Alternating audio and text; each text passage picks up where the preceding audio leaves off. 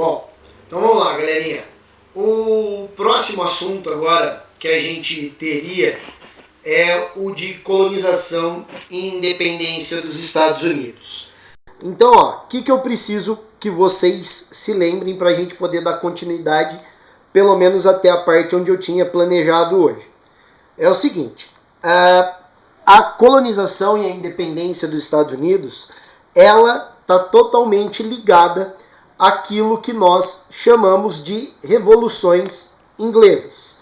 Lembrando que dentro das revoluções inglesas você tem a aplicação das ideias iluministas e liberais, beleza? E aí o que acontece? Durante a Revolução Puritana, que teve o conflito entre os católicos e os puritanos, lembrando sempre que os puritanos eram os caras que defendiam o anglicanismo, o calvinismo e o luteranismo, que eram religiões burguesas, ou seja, eles não condenavam o lucro. Os puritanos, devido ao grande conflito entre os cristãos católicos e os cristãos protestantes, aqueles que tinham uma reserva de grana um pouco maior, eles acabaram procurando outros territórios para ocupar. Porém, eles não podiam ocupar qualquer território. Eles tinham que ocupar aquele território que a gente chama de terra devoluta. A palavra devoluta, ela é uma variação de terra sem dono. E todas as terras do planeta Terra, eles estavam divididos entre Portugal e Espanha, através de uma linha imaginária chamada de Tratado de Tordesilhas. Aí vem você e pergunta, mas professor, o Tratado de Tordesilhas não dividia só a América? É aí que está o detalhe. Quando a gente fala em América, você deve se lembrar sempre que existem 3 Américas. A América do Sul, a América Central e a América do Norte. Ou seja, esse continente americano inteiro, ele foi dividido pelo Tratado de Tordesilhas. Porém, tanto os espanhóis quanto os portugueses, eles ocuparam os territórios do México para baixo, né? Então, mas a linha de Tordesilhas, ela se estendia até a América do Norte. Ou seja, independente se ela tivesse no norte, no central e no sul, ela respeitava a divisão do Tratado de Tordesilhas. Só que, devido à ocupação dos espanhóis e dos portugueses na parte central e do sul, a parte de cima, que é a América do Norte, ela não vai ser ocupada por ninguém. Ou seja, ela vai se tornar, desde a época do início das grandes navegações, por volta dos anos de 1440, uma terra devoluta. E ela vai se tornar mais devoluta ainda após a assinatura do Tratado de Tordesilhas, que acontece no ano de 1494. Ou seja, antes mesmo da descoberta dos portugueses do nosso território, você já tinha a divisão do Tratado de Tordesilhas. Porém, o Tratado de Tordesilhas não agradou nem os franceses, muito menos os ingleses. Porque eles falaram, pô, a gente também é uma monarquia absolutista, a gente também tem barquinhos, por que a gente não tem direito à terra? Foi mais ou menos isso que eles pensaram. Então, olha só que interessante. Durante a Revolução Puritana, que é o foco principal da gente, eu só estou contextualizando para você entender, aqueles burgueses que se sentiram perseguidos, ameaçados, eles pegaram o pouco conhecimento de navegação que eles tinham e eles vieram para os Estados Unidos. Ou seja, se eles eram puritanos, eles defendiam a religião que não criminalizava o lucro. Então, esses burgueses que vão sair da Inglaterra e vir em direção à América do Norte, eles vão ser chamados de Quakers. Quackers.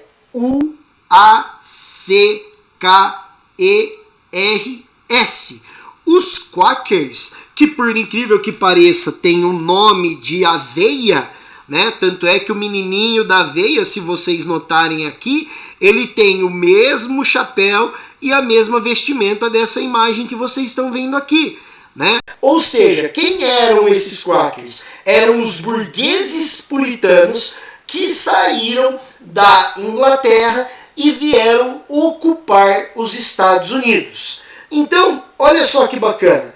Como os burgueses já tinham as ideias liberais e iluministas dentro da Inglaterra, eles trouxeram essas ideias para cá. Ou seja, os Estados Unidos, que hoje é chamado de Estados Unidos, ele recebeu uma colonização muito diferente dos demais países. Por quê? Quando o português e os espanhóis vieram para o território americano, na América Central e do Sul, eles vieram com um único interesse, que era explorar todas as potencialidades que esse território tinha de fornecer riqueza para a Europa. Então, olha só que interessante. Quando os puritanos vieram para cá, eles ocuparam do mesmo jeito que os portugueses e os espanhóis. Que se vocês notarem nesse mapa que eu estou mostrando para vocês, ele foi totalmente na costa. Assim como aconteceu com os portugueses, assim como aconteceu com os espanhóis. Por que que eles ocupavam a costa? Pelo simples fato que eles não tinham conhecimento nenhum sobre todo o território. E ele ia somente até onde ele se sentia seguro. E a segurança dos pessoal daquela época que fazia as navegações era sempre estar localizado perto do mar.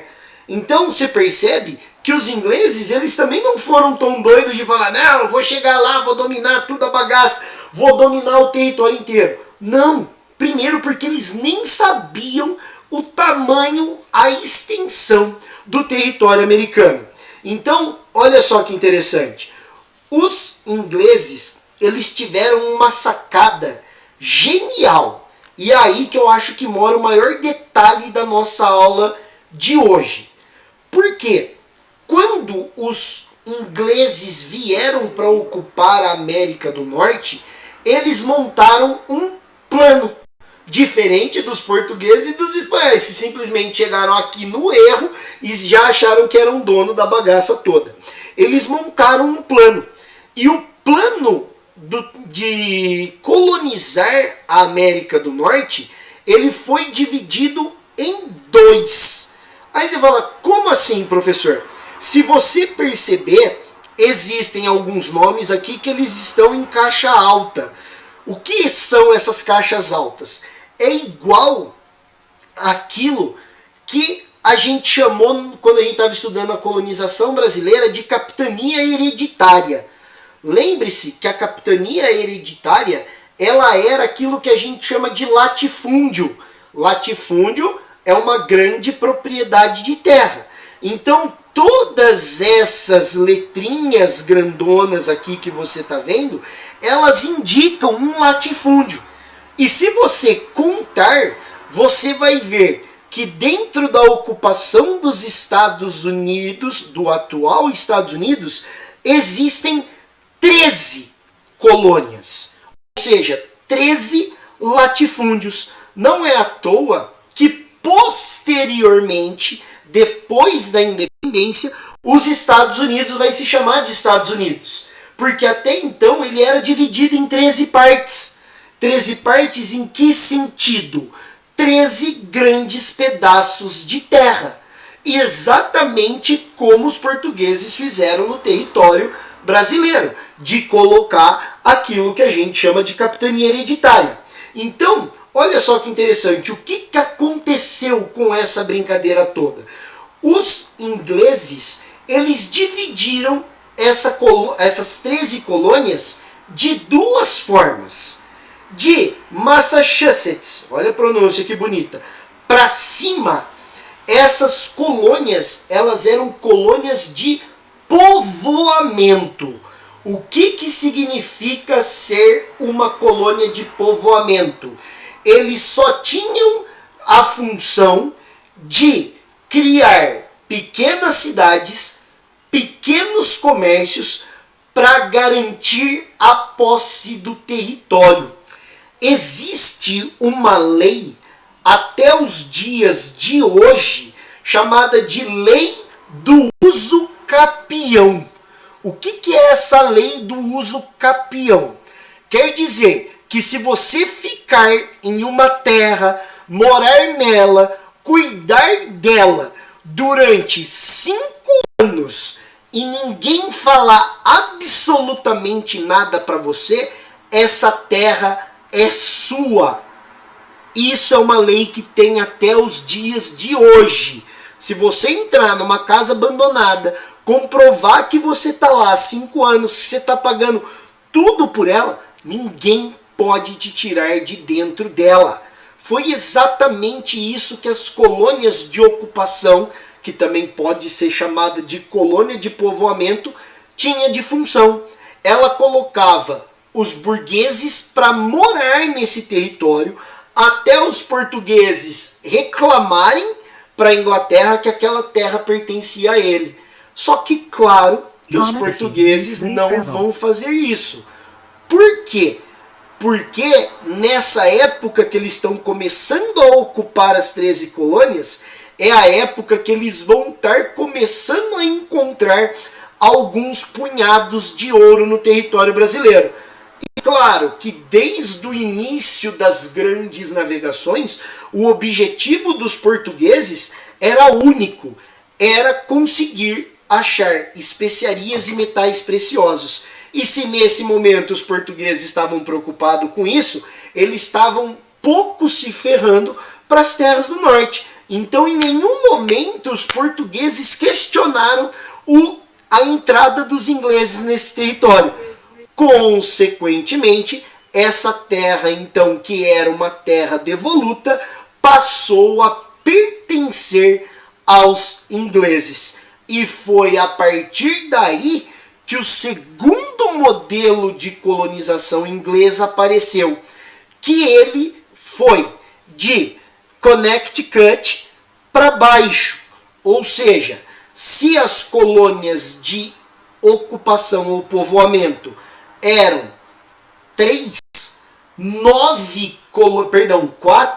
9 colônias eram as chamadas colônias de exploração, que ficava exatamente nessa parte sul aqui de Connecticut para baixo. E olha só que interessante, por que eles colocaram 9 colônias de exploração? Pelo simples fato que nesse período em que eles estão organizando a colônia de exploração, é a hora que está acontecendo a Revolução Industrial Inglesa. E a Revolução Industrial Inglesa, como a gente já tinha visto em sala de aula, ela foi uma revolução que mecanizou os meios de produção, obrigando os donos de fábricas a procurarem matéria-prima. E agora, como a Inglaterra ela é uma ilha, ela tem pouca quantidade de matéria-prima. Ou seja, quem vai alimentar a indústria inglesa vão ser as matérias-primas produzidas nas colônias de exploração. Por quê? Pelo simples fato que dentro dessas 9 colônias de exploração, eles adotaram um sistema que vocês já conhecem, que vocês têm obrigação de saber, que é o sistema do plantation. Lembre-se que o plantation ele é dividido em 4. Você tem o latifúndio, que são as grandes extensões de terra, ou seja, as 9 colônias de exploração eram um latifúndio. Você tem a monocultura, só que com um detalhe muito grande. Diferente da do Brasil, que os portugueses produziram muita cana em todas os pedaços das capitanias hereditárias, os ingleses eles vão dividir. Algumas delas vão produzir umas coisas e outras coisas. Por exemplo, né? Nas capitanias nas colônias do norte, mais perto da colônia de ocupação, eles produziam muito o algodão. Por que o algodão? Porque o algodão é a matéria-prima essencial para a industrialização inglesa. Então por que ela ficava mais perto? Porque quem ficou responsável pelo transporte de produtos entre a colônia e a metrópole, entre os Estados Unidos e a Inglaterra, foram a galera da ocupação. Então por isso que a produção de algodão ela era em grande escala nessa região próxima, para eles poderem mandar para a Inglaterra o mais rápido possível para eles começarem a fazer os tecidos dele. As outras colônias, elas produziram, entre outros mecanismos, eles produziram o tabaco, que é a matéria-prima para se fazer o cigarro, e os ingleses fumavam muito naquela época, tá? Não só naquela época, mas até os dias de hoje. Espera um pouquinho só, deixa eu terminar, depois eu abro para as perguntas, beleza? A internet caiu. Hã? É que a transmissão caiu. A transmissão caiu? Então, Então pera aí, eu vou voltar aqui. Caiu Agora, duas vezes. voltou? caiu 2 vezes. Não, voltou, mas a gente perdeu metade do que você explicou. Mas a minha voz não caiu. Caiu. Caiu. Caiu. Eu parei aonde? A parte lá o único objetivo dos ingleses era explorar tudo que tinha. Parou mais ou menos nessa parte. Aí depois você falou um negócio de ouro e voltou quando falava que os ingleses fumavam muito. Ah, beleza. Então, ó, vamos lá, só pra fazer, peço desculpas aí, mas é que minha net não tá caindo não, viu? Eu não sei o que aconteceu, deve ser o programa, né? Pode ser o chat doido aí, que eu não lembro o nome dele, Discord, né? Então, vamos lá. Por que os portugueses não ligaram para a ocupação das terras do norte? Pelo simples fato que nessa época eles tinham acabado de encontrar ouro no território brasileiro. Então ele nem se preocupou em brigar com os ingleses para conseguir a terra, beleza? E isso garantiu aos ingleses a posse do território da América do Norte. E aí eles vão dividir a América do Norte em duas partes. As colônias de ocupação, que foi para garantir à Inglaterra todo aquele a posse do território, enquanto as 9 colônias do sul elas vão ser adotadas como colônias de exploração. Lembrando que uma colônia de exploração ela segue o modelo do plantation, certo? Que tem a ver com o latifúndio, que eram essas 9 colônias, a monocultura. Cada uma dessas colônias do sul, de Connecticut para baixo, ela simplesmente tinha uma função de mandar matéria-prima para a Europa, beleza? Para a Inglaterra, no caso, para poder fazer os produtos dela. Então, algumas colônias plantaram o algodão para fazer os panos, outras colônias o tabaco para poder fazer um cigarro, outras o milho e, por último, e não menos importante, as colônias do sul, que é a Carolina do Norte, a Carolina do Sul e a Geórgia, eles usavam para plantar o chá, a erva mate, que era muito consumida aí pelos ingleses. Então perceba, ao mesmo tempo que eles garantiram a posse do território, eles também usaram um mecanismo que foi desenvolvido pelos portugueses para aumentar a produção. E dentro dessa estrutura do plantation, você já está careca de saber, que necessita-se de trabalho escravo. Aí você fala, professor, os ingleses eles vão até a África conseguir escravos como os portugueses e os espanhóis? Eu digo para você que não. Lembre-se que a Carolina do Sul e a Geórgia, elas estão perto do território de Cuba, que é onde hoje fica Miami, Orlando, essa galera aí. E aí o que vai acontecer? Eles vão descer até Santo Domingo, que era o nome da atual Cuba, para comprar escravos dos espanhóis. Então olha o negócio que eles fizeram. Para poder aumentar a produção, eles compraram escravos no território da América do Central. Então perceba, a Espanha, além de ganhar dinheiro com a produção de ouro e prata, ela também ganhou muito dinheiro com a venda de escravos para as colônias do sul. E claro que tudo aquilo que era produzido dentro do território das 13 colônias era mandado para a Inglaterra. E isso a gente chama de exportação. E olha só que interessante. Isso fez com que a Nova Inglaterra, que foi o nome que eles deram para a América do Norte, ter uma economia diversificada, uma moralidade religiosa, porque eles acreditavam muito nas religiões protestantes, e eles quebram o pacto colonial, porque eles vão comprar produtos de uma outra nação. Então olha só que interessante, você vai ter o surgimento de um novo comércio triangular, que vai ligar a Inglaterra a parte da ilha de Cuba e os territórios da Nova Inglaterra. Então olha só que interessante, esse comércio triangular vai surgir juntamente com o comércio triangular português, que sai de Portugal, vai para a África comprar escravo, traz para o Brasil, e tudo que ele produz no Brasil volta para Portugal. Você vai ter os espanhóis que vão sair da Espanha, vai para a África, leva para Cuba e depois de Cuba volta para a Espanha.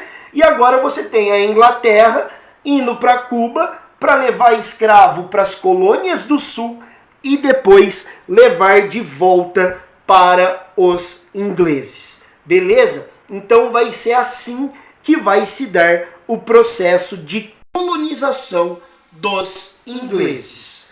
Beleza, galerinha? Alguma dúvida, alguma pergunta?